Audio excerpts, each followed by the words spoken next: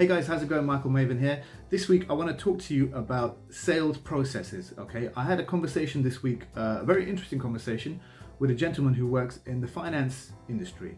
And typically they kind of just, like many big industries, they just have a general sales process which is not really tested. Is they don't play with it much often. They just kind of get the products in. They try to, they call up institutions, big institutions, other banks. They try to sell to investment banks. And what are they really doing? They're kind of, they have the same fixed sales process, and that's just been the same for the last 20 or 30 years. They're still doing exactly what they do. And he asked me a little bit about what I do. First time I was meeting this gentleman, and I told him, I help companies to increase their sales and revenue by building out their sales processes. And he said, he asked an interesting question, and he said, what are kind of the top three things that I see over and over again, the top mistakes that people make when they're building sales processes? And I thought that was it was a good question, because there are common mistakes that I see all the time being made when it comes to sales processes. And I thought I'll just go over some of those today. Now, the first one is trust. Okay, in any sales process, you have to have a purposeful method of building trust with the prospect, okay, with the buyer, with the client, with the customer. You have to generate trust. In today's world, it's very easy to do that, but it's also very easy today to just, throw up a business and just sell a product to anything to anybody. And that's why people are quite weary these days. There's a lot of, publicity that people have had about, being sold certain things and losing loads of money.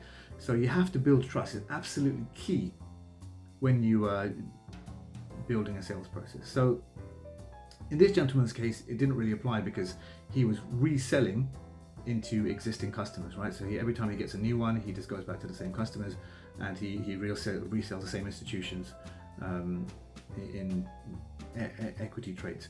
But for most people, that's not the case. Okay, so you have to have a method of building trust, especially even in his business, if you're meeting a new client.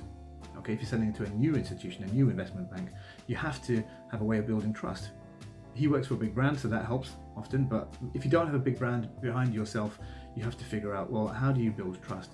Now, a lot of the time that comes from putting up third-party information, which obviously they speak highly about you and your services. Okay, so in my case, what I would do, I would bring up customer testimonials. Okay, and the client, whoever that is, it does make a difference. Okay, so I would post up people I've worked with previously, people who I'll show videos of clients saying, these guys have made us millions of dollars, we worked with them previously, they did everything well, they worked well, they did everything to time, they delivered on their promises, and those sorts of things, they mean quite a lot. I would also, there's other clients we have who have, they have big businesses. One of them does $100 million a year, and he's talking about how our sales process will work for any business. So I always show these testimonials, these videos to new prospects and potential new clients. Okay. Other things that I would do is I would point online. I've been in publications. I've written multiple articles for Forbes.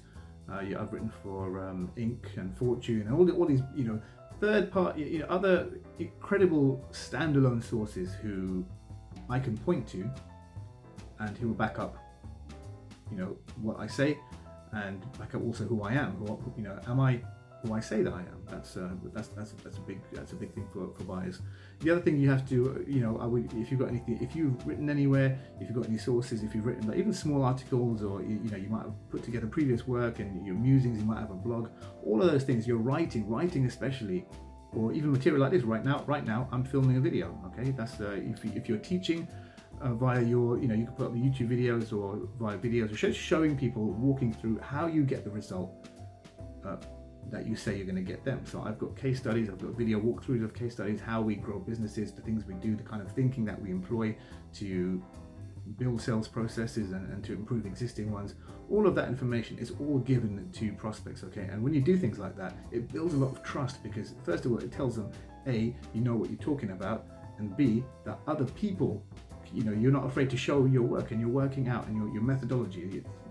You're not afraid to explain how you get client results. So those are really important things that you need to do if you want to build a lot of trust with people when you're selling a product or a service, okay? And with products, it tends to be the case of, showing lots of testimonials of other people, written and video, showing them using your product, or they're talking about the kind of benefits they've got by using your product, okay? So that's the first one. Trust is very, very important in any sales process. The second one, differentiation. What's unique about your product or your service? Okay, why is it special? Does anybody else sell it? And if they do, then why should they go with you? A lot of times, if your offer, the actual offer, not just the product, but the offer, okay? So the product can be a toothbrush, okay? But then the offer can be maybe a toothbrush packaged with toothpaste, maybe a home flossing kit, and a tongue scraper, and just everything like that, delivered to your door, completely free of charge. There's no delivery fee or something like that. That's an offer. Okay, so even if you're selling the same product as somebody else, the offer that you build, that can also be, you can differentiate yourself by making special offers. You can, give discounts for future purchases of toothpaste, and just you have to be creative. It does take some thinking, but you can differentiate yourself with the offer, or even the actual service yourself. If you offer something specific, like what we offer is a growth service that came out of the work that we did in our own companies, our own businesses, and that was sort of developed and then generated into a specific service that now nobody really kind of offers, because it comes from our own experience. We also focus specifically on subtracting friction as opposed to adding more clients. So a lot of people are buying more ads, they're looking at trying to get more traffic and more eyeballs. We don't do any of that. We work the opposite way. We try to subtract the friction in the sales process, and we try to grow sales that way first. Okay, it's a very different approach to solving a common problem, but nobody really does it the way that we do.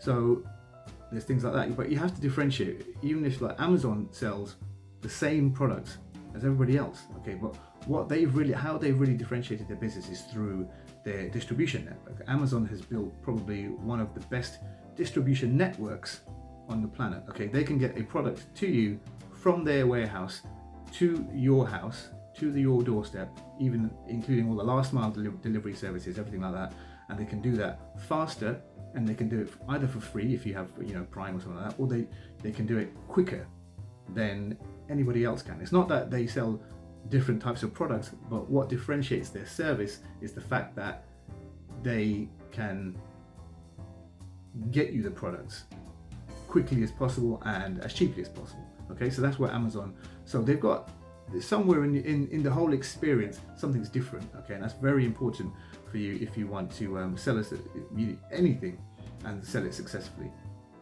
And finally, one of the biggest things that I see over and over again is clarity around what the product does. How is it beneficial? Why should somebody use this product? Yeah, why should they buy it from you specifically?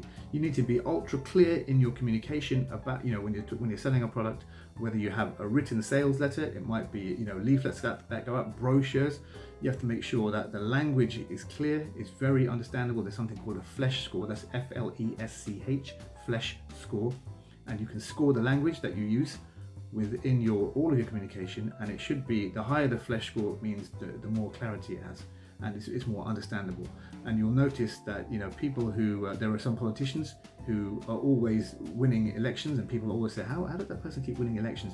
But it's because these people have skill in communication. They always speak very clearly, they use short words, they don't use long sentences, small words, sorry, and they don't use long sentences. They're very legible, they're very clear. The way they speak is very clear to understand who they are, what they stand for, and by doing that, they actually can communicate very clearly and get into the minds of many people, and that's why they get all the votes, because they know how to do these things behind the scenes.